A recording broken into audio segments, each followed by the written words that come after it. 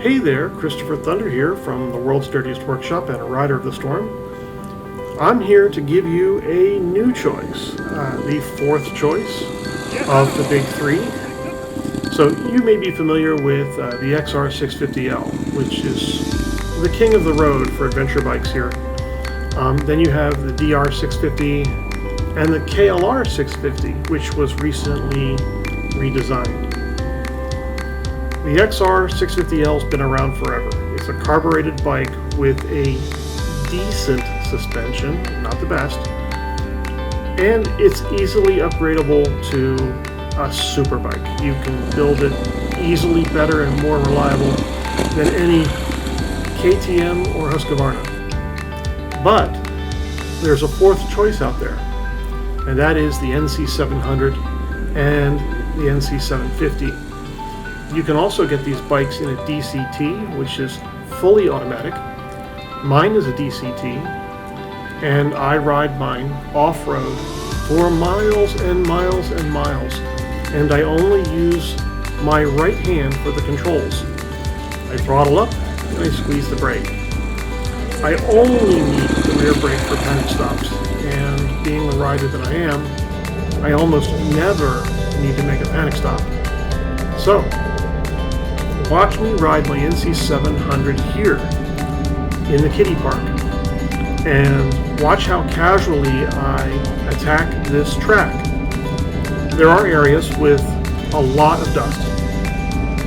Sometimes that dust is 4 inches deep, and I can get a little squirrely in there, and you'll see me do that, and you'll see me just ride around this track casually, easily, without any fear whatsoever. I'm just having a good old time. The temperature got pretty warm, 85 degrees Fahrenheit, and it was very humid out. I did not have any fluids in my trunk. I'm going to be wearing a water pack or a Camelback next time, and I'm certainly going to have 2 water bottles in my frunk or trunk.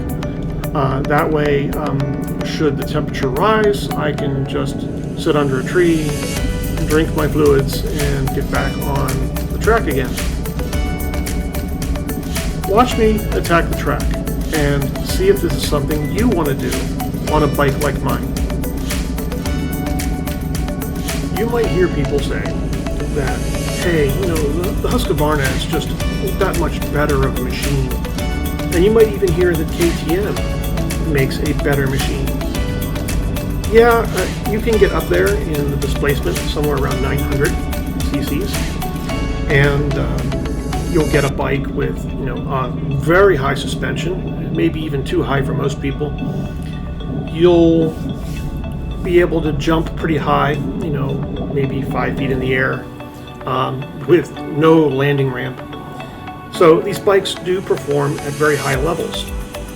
However, when it comes to maintenance and just toughness, I would say that, the KTMs might have a better frame, and they might have a reservoir of gasoline way down low, depending on the bike you choose. Husqvarna, you might be able to run that a couple of days before it breaks down or needs servicing. That's the real problem.